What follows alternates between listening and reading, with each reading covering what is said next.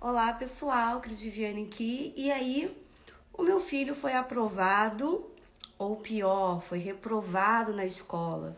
E aí, como é que eu devo agir? Eu devo premiar se foi aprovado? Se foi reprovado, eu devo punir? Eu devo gritar, bater? O que eu devo fazer? Afinal de contas, a gente está no final do ano letivo.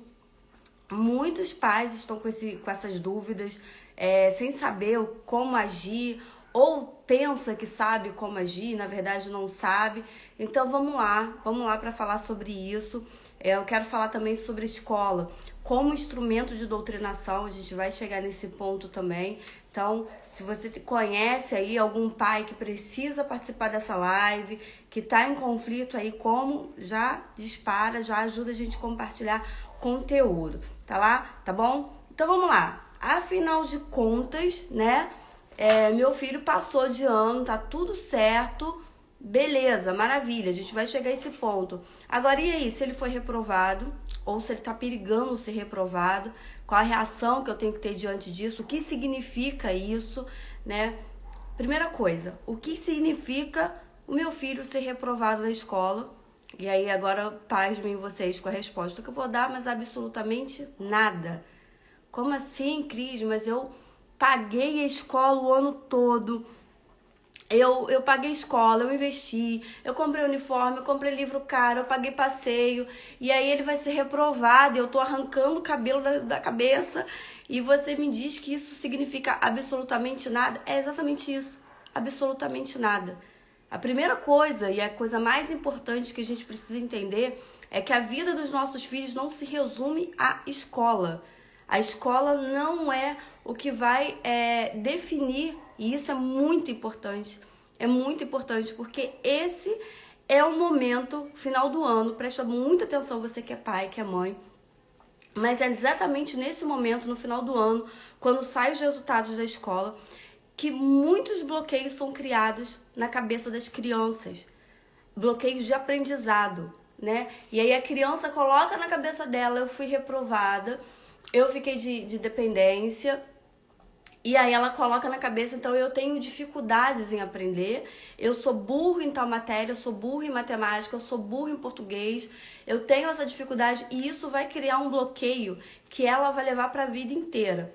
A gente precisa entender que a nossa cabeça e a cabeça dos nossos filhos também funciona como um computador. Funciona como um computador que é programado. Por exemplo, se você colocar ali simplesmente o aparelho do computador na sua frente, sem o software, sem o sistema operacional que vai fazer, que dá funcionalidade àquele aparelho, ele é exatamente uma caixa inútil. Então, o que acontece, por exemplo, no celular que você está usando, você só consegue abrir o Instagram, pra gente estar falando aqui, ou o YouTube, que depois assistir pelo YouTube, ou consegue usar algumas funções desse teu celular, porque alguém programou ele para isso, porque alguém deu um comando. Olha, quando eu fiz um pouquinho de processamento de dados no antigo segundo grau, então ainda lembro alguma coisa. Você com uma linguagem de números 0 e 1, você vai dar ordem para aquela máquina. Olha, quando alguém digitar a tecla tal, você vai responder com tal resposta ou com tais respostas. Quando alguém clicar no símbolo do aplicativo tal, você vai abrir esse aplicativo. Há uma ordem, o seu aparelho foi programado para funcionar assim, não é mágica, não é o instalar dos dedos. E o que a gente precisa entender é que os aparelhos, tanto o computador quanto o celular, eles funcionam exatamente, a funcionalidade deles é exatamente a cópia de como funciona o nosso cérebro. Eles são inspirados no funcionamento do nosso cérebro.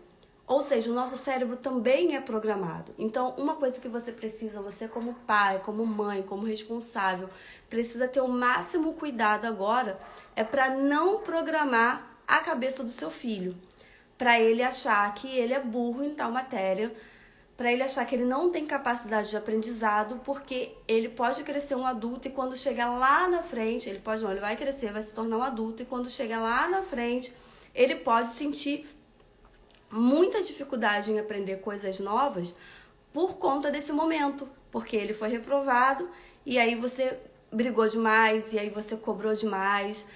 Eu lembro, por exemplo, Quando eu fui estudar na segunda série, eu não fiz primeira série e CA. Eu fiz uma escolinha de bairro. E aí, quando eu entrei numa escola maior, eu já sabia ler, escrever, enfim.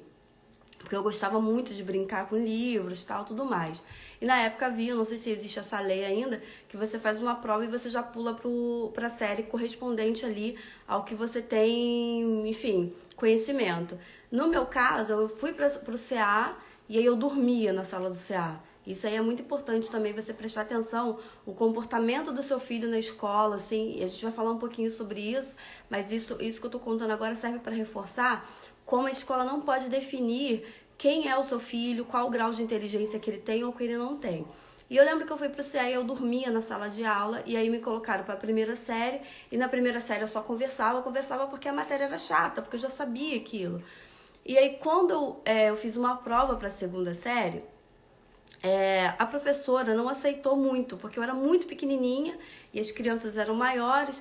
E aí eu lembro que a professora de matemática pegava no meu pé, porque ela queria provar que eu não tinha capacidade para estar ali. A missão dela, ela era contra eu ter ido para a segunda série e ela queria provar que eu não tinha capacidade de estar ali, então ela me cobrava muito, ela pegava no meu pé. E ela conseguiu baixar, vamos falar assim, deixar eu com baixa estima em matemática. Então eu comecei a achar que matemática era uma coisa muito ruim. A professora era muito ranzinza, a professora arranjava coisas para brigar, ela queria o tempo todo provar que eu não tinha capacidade para estar naquela sala, e eu arrastei isso para a vida. E aí eu comecei a ter dificuldades com matemática ao ponto de eu sabia fazer as lições em sala de aula, eu conseguia entender a matéria, mas quando colocava uma prova para mim, eu tinha uma extrema dificuldade em realizar aquela prova pela insegurança que aquela professora me causou, pelo bloqueio que ela me causou. E até hoje eu sinto esse bloqueio em matemática. Quando assuntos relacionados à matemática, existe esse bloqueio. Então, geralmente, quem forma esses bloqueios na nossa mente são os pais, são os professores, são pessoas que têm autoridade sobre a nossa vida, são lideranças. Então, existem N motivos pelos quais o seu filho pode ter sido reprovado. Né?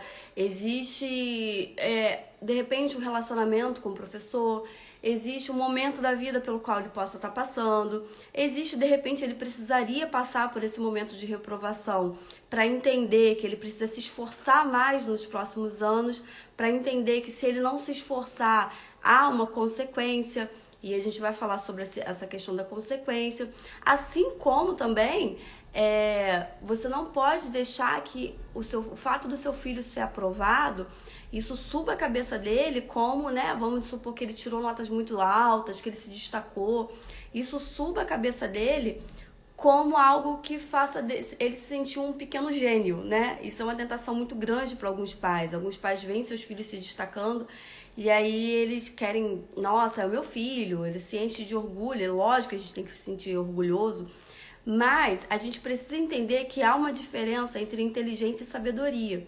E de repente seu filho conseguiu vencer o desafio de uma prova, ele conseguiu ter controle emocional ali e ele precisa sim ser premiado, a gente vai falar sobre isso.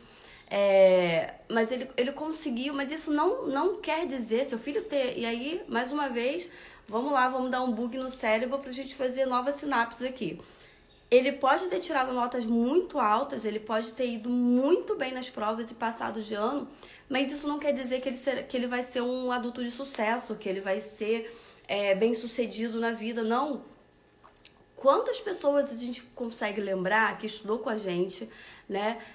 Seja no ensino de base, seja no fundamental, né? No ensino médio ou até mesmo na faculdade, que tiravam notas altíssimas e que se hoje você for pesquisar a vida dessas pessoas, elas não são pessoas bem-sucedidas, né? E aí a gente precisa conseguir entender a diferença entre inteligência e sabedoria.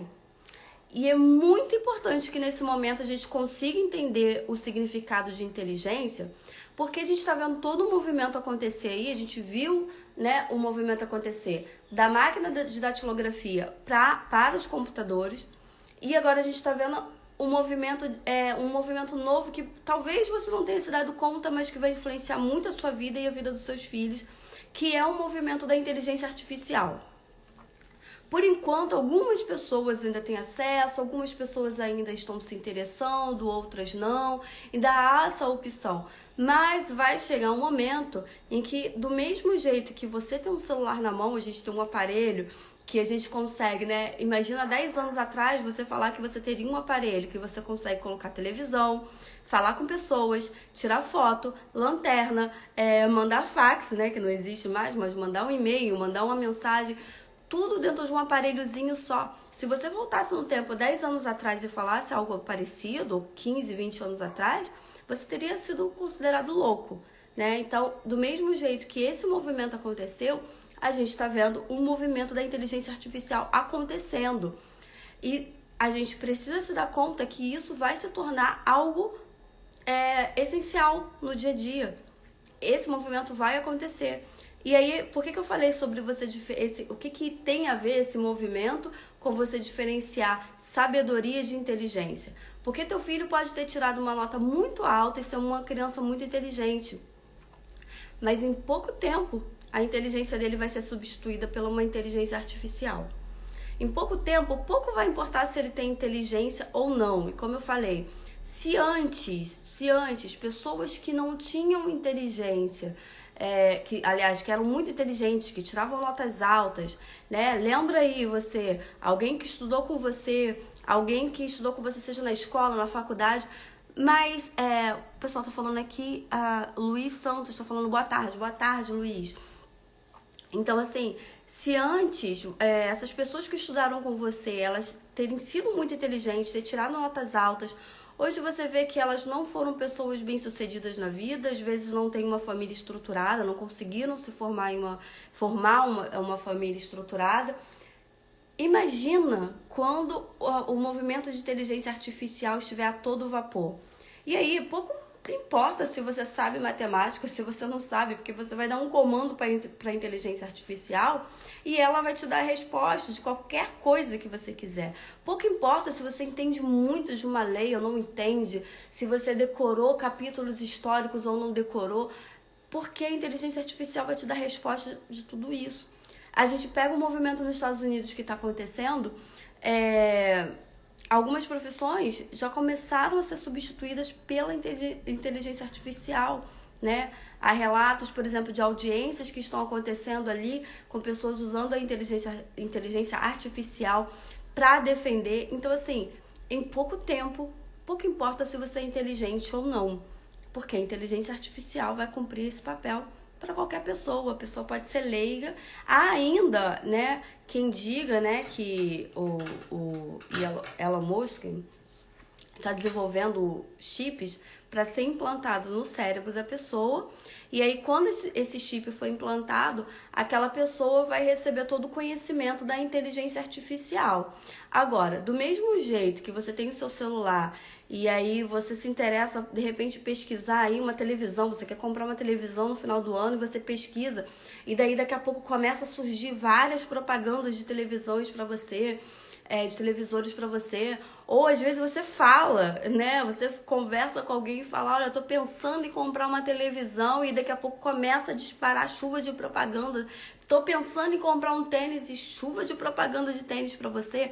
Do mesmo jeito que isso acontece hoje, imagina que um chip instalado no seu cérebro em que você vai ter acesso a essa inteligência artificial.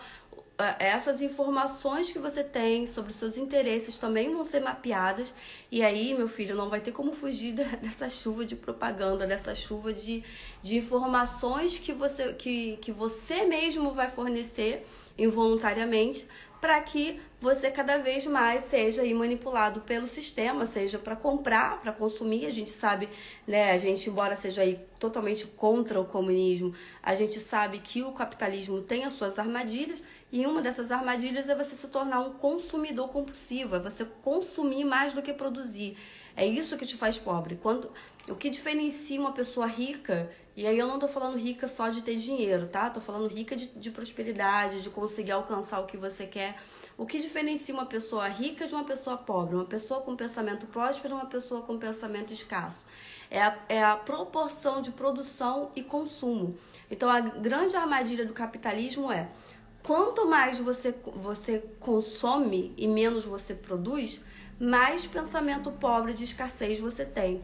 E aí, se você investe isso, você passa a produzir mais do que você consome, você começa a ver que você tem um governo aí da sua mente e da sua vida para que você consiga atingir o que você quer. Você quer viver uma vida de viagens, uma vida de comprar um carro bom, de ter uma casa boa, de dar o que você quer para sua família. É justamente essa administração da sua mente entre produzir mais e consumir menos que vai determinar isso.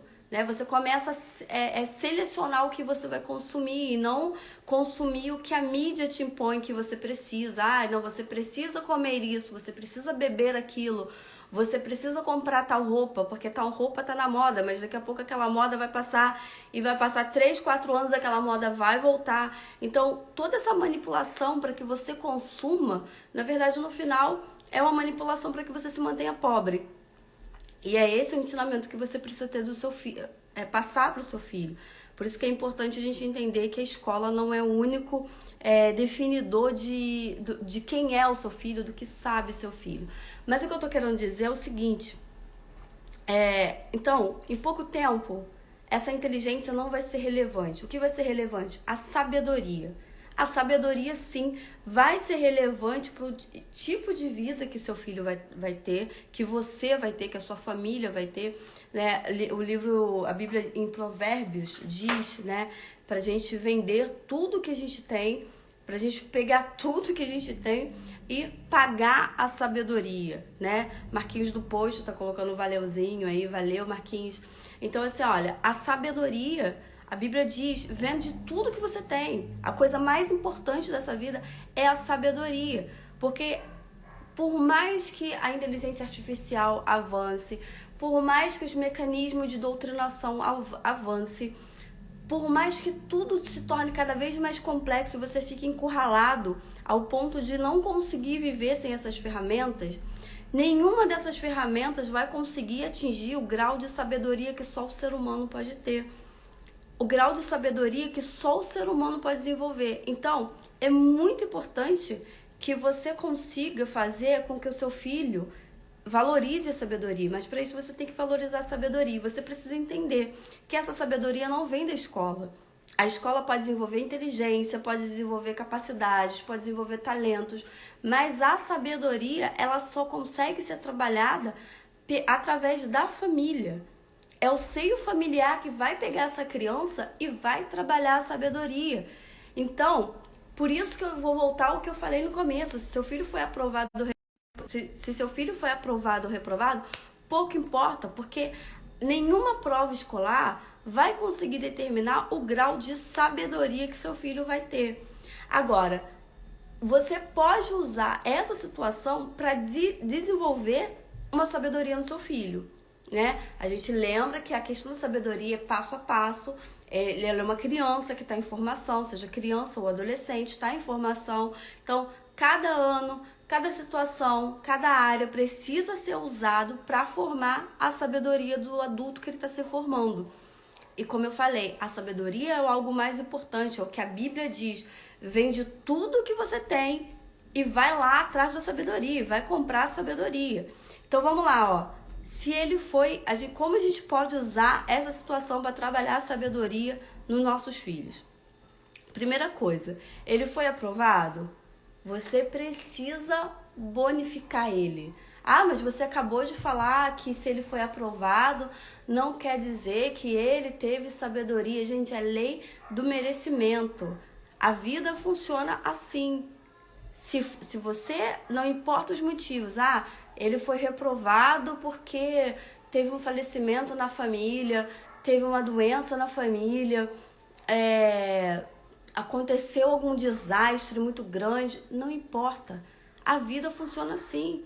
Se ele foi aprovado, ele precisa ser bonificado. Se ele foi reprovado, ele precisa ter as consequências disso, porque a vida vai acontecer assim. Se ele estiver num trabalho e ele não cumprir algum prazo, se ele estiver num trabalho e não cumprir algum prazo, é assim que vai acontecer. Não importa se o cachorro ficou doente, se o filho ficou doente, se aconteceu um desastre na família, ele vai ser penalizado nesse trabalho.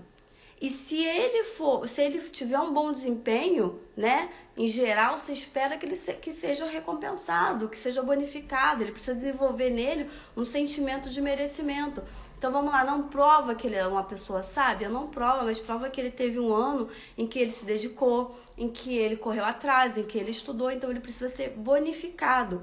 Qual a bonificação que seria ideal? A família se juntar e comemorar essa conquista, essa vitória juntos. Então, vai para um restaurante que ele goste, vai para um parque de diversão, vai para um circo. Deixa ele escolher. Olha, filho, você passou de ano, a gente vai fazer um passeio de comemoração. O que você quer? E aí, dentro das possibilidades da família, decidam juntos, né? Vamos no circo, vamos... Agora, um passeio para a criança que foi aprovada, né? Ela conquistou, então o mérito é dela, ela deve ter participação principal aí na escolha de como vai ser essa comemoração. Agora, não passou, foi reprovado de ano, aí o trabalho é em dobro. Por quê? Porque você precisa dar a consequência para essa criança e você precisa colocar na cabecinha dele que aquela reprovação não define quem ele é.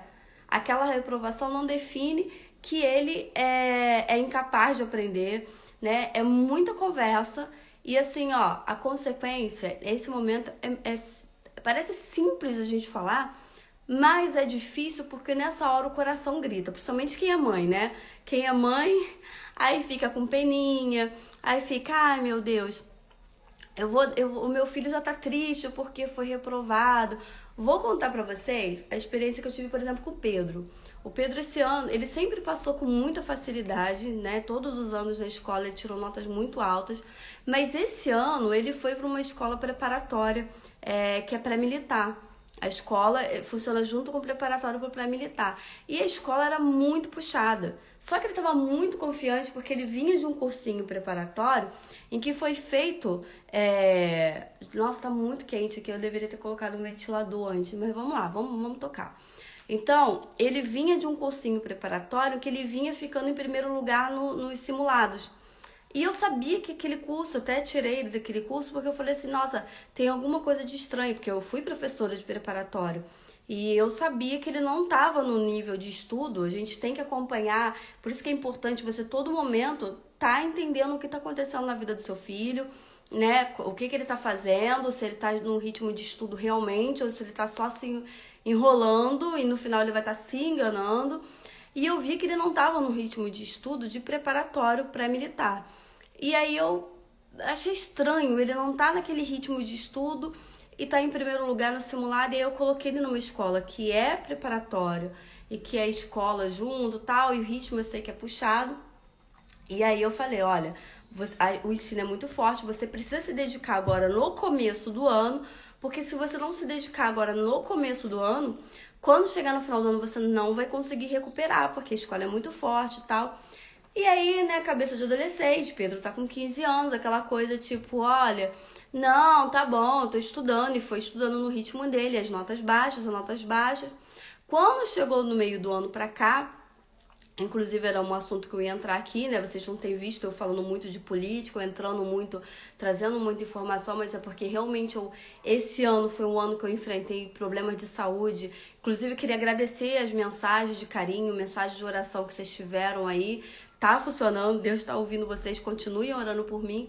Eu dei uma pausazinha, mas já vou voltar a trazer algumas informações de política aqui, além do que a gente já tá fazendo. Mas aí do meio do ano pra cá eu tive um problema de saúde, não consegui acompanhar tanto e as notas dele cada vez mais caindo, até que chegou um ponto que a escola mesmo falou, olha, a probabilidade é que ele vai repetir de ano. E aí eu vou falar pra vocês que eu mesmo já tava dando como perdido, né, o ano letivo do Pedro, porque ele estava de recuperação em praticamente todas as matérias. Quando eu digo todas, é praticamente todas. Talvez tenha salvado aí arte. E aí, português, geografia, história, estava de recuperação em todas as matérias. E eu estava tendo como perdido o ano dele.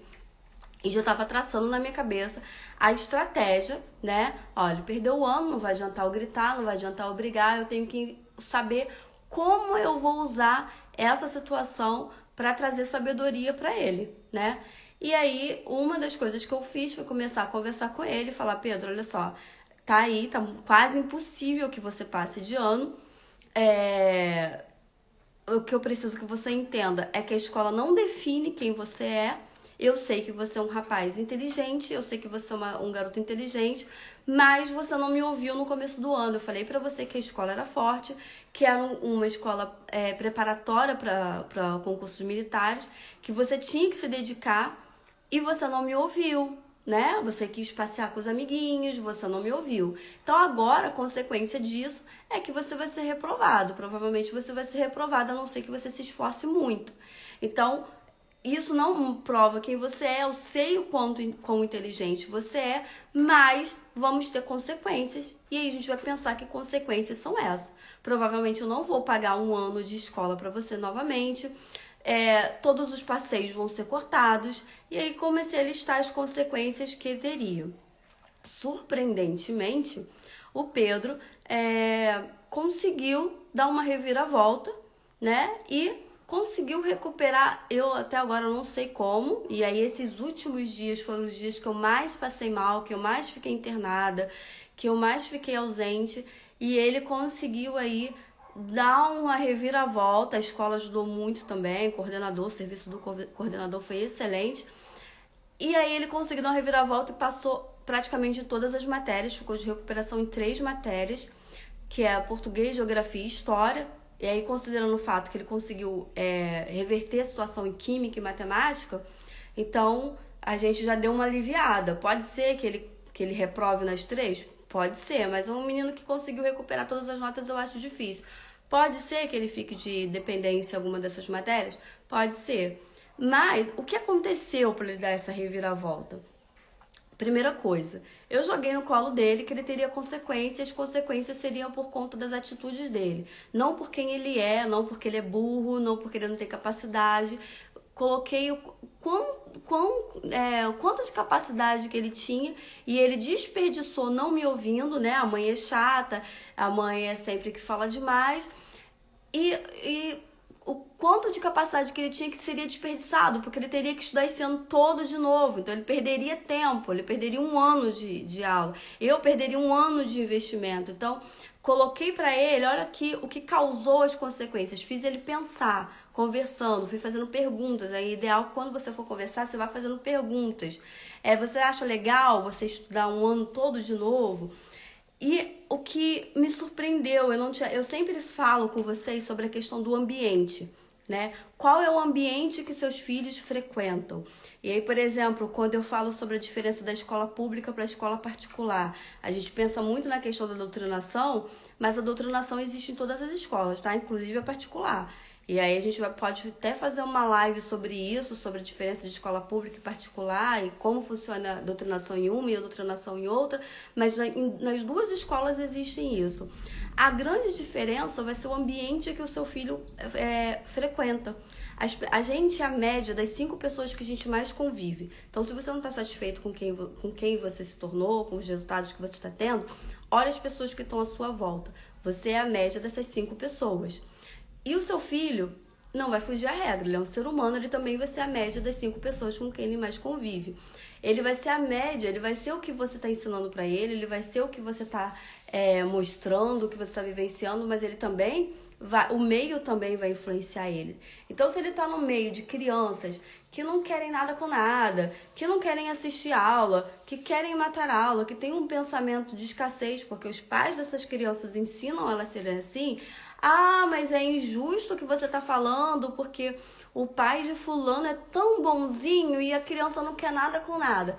O pai de fulano pode ser maravilhoso, pode ser honesto, pode ser bonzinho, mas ele não está sabendo ensinar o filho dele a ser uma pessoa de uma forma ou de outra, seja por exemplo, seja por falta de conversa, seja por falta de presença, seja por falta de atividades em família, eu não sei. De uma forma ou de outra ele não está ensinando o filho dele, não está liderando ou treinando o filho dele para ter um pensamento próspero, um pensamento que agregue a vida dessa criança e que forme ele um adulto de sucesso.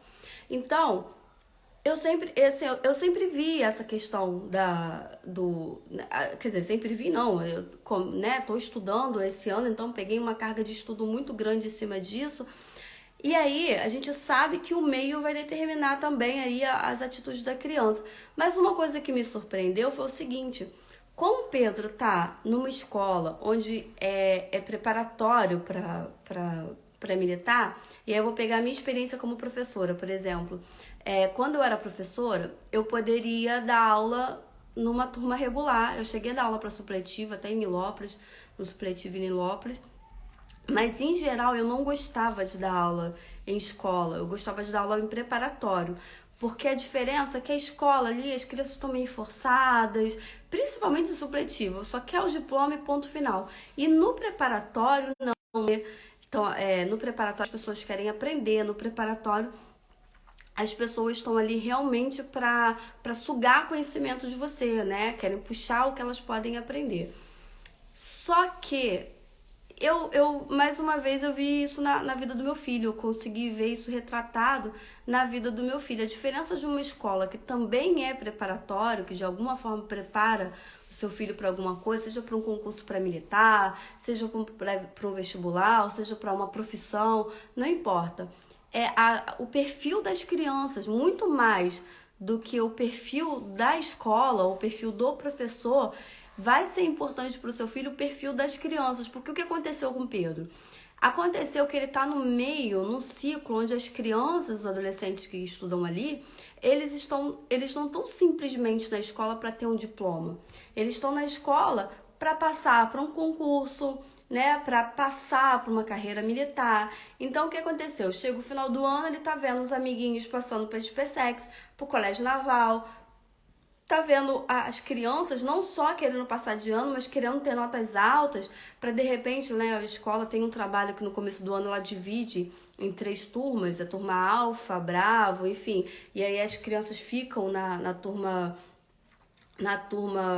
alfa, por exemplo, as crianças que têm as notas maiores ficam na turma alfa, e as que têm o mediano ficam na turma bravo, e as que têm notas mais baixas ficam na turma Charles. Então, o que acontece? Aquilo desperta naquela criança, poxa, os meus amigos estão passando para concursos militares, meus amigos estão passando para o Colégio Naval, os meus amigos estão com nota alta e eu vou ficar para trás. E eu tô repetindo de ano. Então aquilo bate um desespero, e foi o que aconteceu com o Pedro. Ele falou, não, eu preciso correr atrás do prejuízo, eu preciso pelo menos passar de ano. E aí, ó, ele suou a camisa, correu atrás e conseguiu recuperar as notas.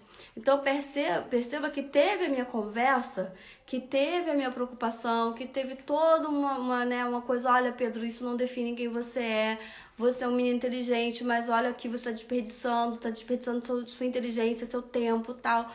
Toda aquela conversa, mas também teve o meio que ele convive. Teve o tipo de pensamento que aquelas crianças têm. Ou seja, aí a gente pode pegar, por exemplo, a diferença entre a escola pública e particular. Na escola pública, as crianças são levadas a se sentirem coitadinhas.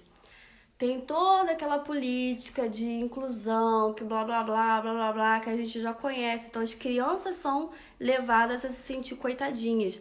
Então, elas são aprovadas, independente da nota que tenha, porque não pode ser reprovada. Então, são sempre tratadas como coitadinha. Aquilo reflete no pensamento delas. Elas se acham coitadinhas, elas agem como coitadinhas, e aí eu não preciso estudar porque eu sou uma coitadinha, porque eu sou pobrezinha, eu preciso do projeto tal, porque... E aí a vida não vai ser assim. O trabalho, a seleção natural da vida não vai ser assim. Um concurso público não vai ser assim, um empreendedor não vai ser assim. A vida vai provar ferro e fogo e vai sobreviver aqueles mais fortes. A diferença é que o colégio particular, você pode ter um ou outro professor doutrinador, mas o que vai acontecer? As crianças, depende também do colégio, tá? Existem colégios que vão ter perfis diferentes, aí não depende nem do preço da mensalidade, não depende do colégio se é classe A, classe B, não. Existem colégios de classe A que são para filhos de quem tem muito dinheiro, que a política da escola também é tratar a criança como coitadinha, a criança sai da sala a hora que quiser, é tudo muito lúdico, enfim. E existe em colégio, então assim, a diferença do colégio particular é que você vai poder procurar um colégio que tenha mais o perfil da educação que você quer dar para o seu filho.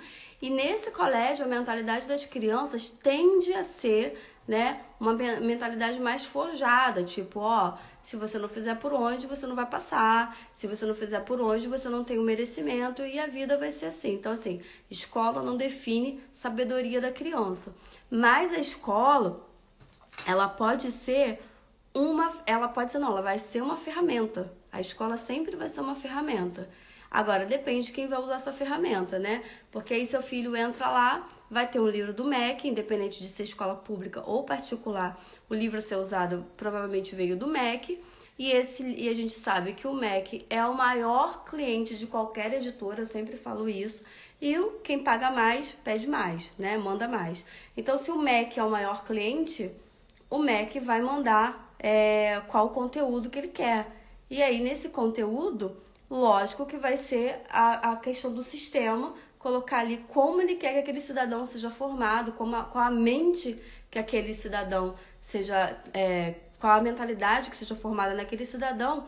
E é lógico que a mentalidade que o sistema sempre vai querer é uma mentalidade manipulável, uma mentalidade onde aquela pessoa seja vulnerável, seja alienada, seja manipulada facilmente. E aí a gente sabe que essa mentalidade manipulada nunca é bom para o manipulado, né? Sempre é uma mentalidade de manter aquele cara coitadinho, uma mentalidade de manter aquele cara pobre, porque quanto mais escasso ele for, mais fácil é de manipular ele. Quanto mais frágil ele for, mais fácil é de manipular. Volto a dizer, a diferença do colégio particular é que além, né, de que, por exemplo, no colégio público a gente tem muitos cargos políticos, na faculdade pública acontece muito isso, né? Eu cito o exemplo do rapaz que era presidente do DCA, do Centro Acadêmico, e ele não estudava, estava lá há mais de 10 anos na faculdade, só fumando maconha o tempo todo. Era uma pessoa que não assistia a aula e que nitidamente estava ali para fazer política na faculdade, para levar o pessoal para manifestações, para ações políticas. Tanto é que anos depois, alguns membros daquela diretoria ali foram para partidos políticos de esquerda, PSTU, tudo mais. E aquele rapaz que nunca assistia a aula, que ficava ali só invadindo o gabinete de reitor, fazendo politicagem, hoje é um professor substituto. Então, quem estudou na época dele sabe que ele não teria capacidade nenhuma para ser um professor substituto de uma faculdade federal. Mas ele está ali por uma indicação política. Então, isso é muito fácil acontecer numa escola pública, né? As pessoas estarem ali por uma indicação política. E é lógico que essa indicação política vai ter uma missão, que é doutrinar essas crianças, que é fazer militância, não é ser professor, é fazer militância. Então, a gente sempre fala que o papel do professor é um papel muito importante, é um papel de extrema responsabilidade, mas um professor não pode ser confundido com militante, né? É totalmente diferente. Existe o professor que está em sala de aula, que está ali ganhando pouco muitas vezes para suportar muita coisa, para se desdobrar e fazer plano de aula, fazer mil coisas, mas existe o militante que está ali infiltrado para doutrinar as crianças, é totalmente diferente. Numa escola pública isso vai ser muito mais fácil de acontecer. A outra coisa é que numa escola particular as crianças vão ter um senso crítico justamente por essa questão do merecimento muito mais apurado, porque elas estão ali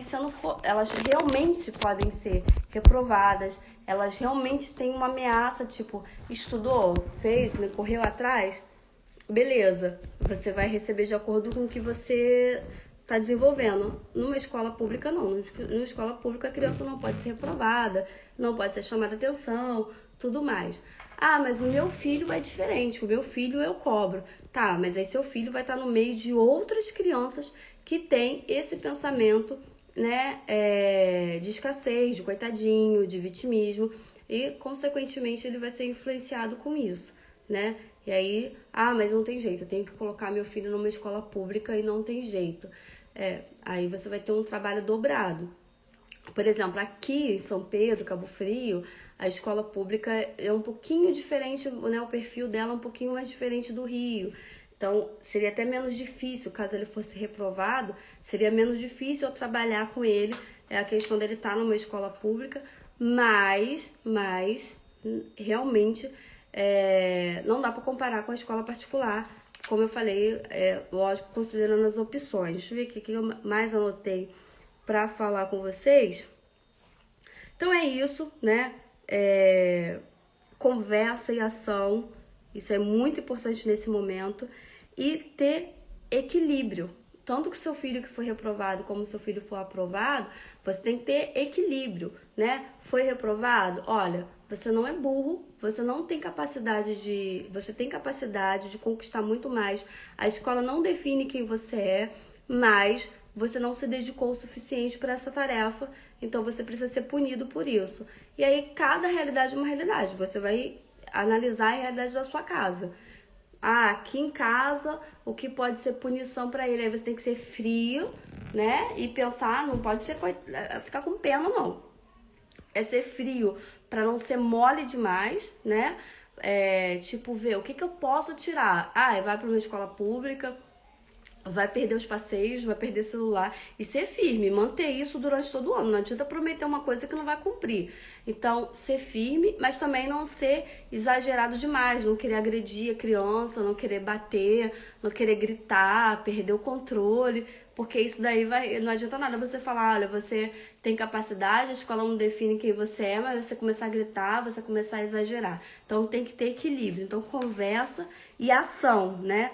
E aí, a gente precisa, pra gente terminar, eu preciso colocar uma coisa pra vocês aqui. Primeira coisa que a gente precisa entender, de onde, né, a gente não pode desvalorizar o que aconteceu, mas também não pode supervalorizar a escola.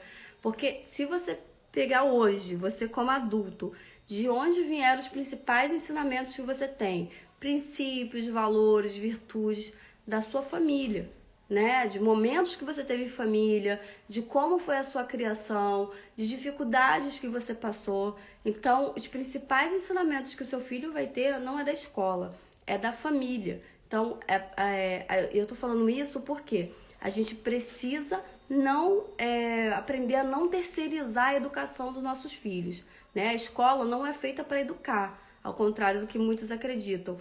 A escola é feita para ensinar. Na escola, o seu filho vai ser ensinado, e você pode usar a escola como uma ferramenta para a educação que você tem que dar. Então, a gente não pode terceirizar a educação dos nossos filhos. Então, use esse momento agora, seja, né, ele tenha sido aprovado, ou ele tenha sido reprovado, usa esse momento como uma ferramenta de educação. Então, se ele foi aprovado, olha, parabéns, você foi recompensado, você tá de parabéns, mas você ainda não chegou no topo, você tem muita poeira para comer. O caminho é muito longo, isso é só o começo. Vamos comemorar aqui, ó, uma etapa que você teve. Você não é um super gênio. Vamos aprender a sabedoria da vida. Você está provando que você é inteligente, mas vamos aprender aqui a sabedoria da vida. Foi reprovado? Olha, filho, a escola não define quem você é. Isso, sabe, não vamos supervalorizar a escola é um instrumento. Qual a dificuldade que você teve, vamos aprender com ela para que no ano que vem não repita a mesma coisa. Você priorizou outras coisas que não foi o seu estudo, e a gente precisa do diploma, a gente precisa você vai precisar disso lá na frente com o trabalho, para seja lá o que for. Então, vamos aprender com a situação, e você vai precisar sofrer as consequências disso. Quais vão ser as consequências disso? Sentem em família e conversem. Quais vão ser as consequências? Precisa haver consequência, essa consequência precisa ser respeitada. E aí eu volto a falar, se você ficar com peninha e não cumprir essas consequências como se deve, pode saber, você vai estar fazendo mal pro seu filho. Porque do mesmo jeito que você vai pra academia e aí você precisa treinar lá, desenvolver músculo, tal, e se exercitar. E se você ficar em casa, hoje eu não vou porque tá chovendo, hoje eu não vou, daqui a pouco você tá todo flácido, daqui a pouco tá todo mole, todo indisposto. Do mesmo jeito que isso acontece, vamos imaginar que a escola da vida é uma academia e que cada situação precisa ser utilizada para desenvolver os músculos emocionais do seu filho. Então, nesse momento, a aprovação ou a reprovação dele precisa ser utilizada para isso. Se ele foi reprovado, você precisa ser firme. Ele vai ficar triste porque os amigos foram para frente, eles ficaram para trás, mas você precisa ser firme, agir não como um amigo. Vem aqui, bota a cabecinha no meu ombro e chora. Não, você precisa agir como um líder, como um treinador. Seu filho precisa que você seja líder, treinador dele, né? Então, você precisa usar essa situação para ensinar. Olha, isso aí é consequência do que você fez. Olha essa situação aqui. Lembra aquele mês que você deixou de estudar para ir jogar bola, ou para brincar com seus amigos, ou para ficar no computador conversando até tarde? Lembra que você me desobedeceu? Lembra que você ficou com preguiça? Então, você deu prioridade ao seu amigo agora foi e você ficou. Então, cada situação é uma situação. Coloque na mesa o que aconteceu, que fez ele chegar a esse resultado, para que não se repita no ano que vem. Faça alguma coisa que faça ele entender isso, nem que seja na prática mesmo. Dê as consequências, mas ao mesmo tempo esteja lá. Olha só, você é inteligente. Você simplesmente não usou a sua inteligência, você não foi sábio. E aí entender isso. Não supervalorizar a escola, porque as maiores lições que a gente tem na vida vêm justamente da família e não da escola. E aí, a última coisa que eu queria falar para vocês é isso, né? Reforçar essa situação, que a escola é uma ferramenta. A escola ensina, então ela pode ser uma ferramenta de educação. Ela não é responsável pela educação do seu filho. E aí cabe a você decidir quem vai usar essa ferramenta. Porque ela vai estar lá com os livros do MEC, aberta para, como eu falei, na escola pública é muito mais fácil um professor, doutrinador, um militante entrar disfarçado. Professor não, deixa eu corrigir. Um militante entrar disfarçado de professor para doutrinar o seu filho. Isso vai ser muito mais fácil na escola pública, mas isso pode acontecer na escola particular também. Agora, quem vai definir como vai ser usada essa ferramenta é você. Porque se você se colocar na posição de educador do seu filho, acordar de manhã, ter atividades em família, ser presente, conversar sempre, acompanhar o que ele está estudando na escola, né? Tirar esses momentos em família, tirar esses momentos a sós com o seu filho, um tempo de qualidade. Você vai direcionar a escola para onde você quer e você vai conhecer essa escola. E se chegar a um ponto que você vê que não, essa escola não é o melhor para o meu filho, você vai tirar e colocar para outra. Agora, se você deixar a revelia, aí, meu filho, aí você vai estar deixando aí a tua missão mais importante correr solto. Cris, mas eu não tenho tempo. Eu tenho que trabalhar, eu tenho que estudar, eu tenho que fazer isso, é muita coisa, eu fico cansada. Aí é com você, é uma responsabilidade que só você pode definir, porque se você não tiver tempo hoje para fazer esse trabalho, amanhã você vai ter que ter tempo para chorar e para lamentar, né? Porque aí a gente vê tantas crianças que, mas meu filho é muito bonzinho, ele não vai se perder. O que a gente tem de histórias de crianças que eram muito boazinhas, que tinham uma cabeça boa e se perderam na adolescência, se perderam na vida adulta. Então, assim, não deixe o trabalho que é para você fazer, a tua responsabilidade, na mão de outro, não terceiriza isso, né? Seja para o acaso, seja para a escola. A gente pega aí, por exemplo, Priscila Alcântara, aquela menina, filha da Helena Tanuri, esqueci o nome dela agora, que fazia os videozinhos do Diante do Trono. Tem tantas crianças que você olha e quando era criança eram tão boazinhas, tinha uma cabeça tão boa, eram tão maduras para a idade delas, falavam com, né, eram inteligentes, falavam com uma sabedoria e tal. E quando chegaram na adolescência ou na vida adulta, enfim, cabeça deu uma volta, e tá aí o resultado que a gente está vendo hoje, que a gente tem que orar por essas pessoas, para que elas se recomponham, para que elas voltem à sua essência, né? Mas não permita que isso aconteça com seu filho. Assuma a rédea da situação e esse final do ano é uma boa oportunidade para isso, para você utilizar a aprovação ou a reprovação dele como um instrumento de busca da sabedoria, tá bom? Vou encerrando aqui, qualquer momento a gente volta. Beijos, que Deus abençoe. Valeu!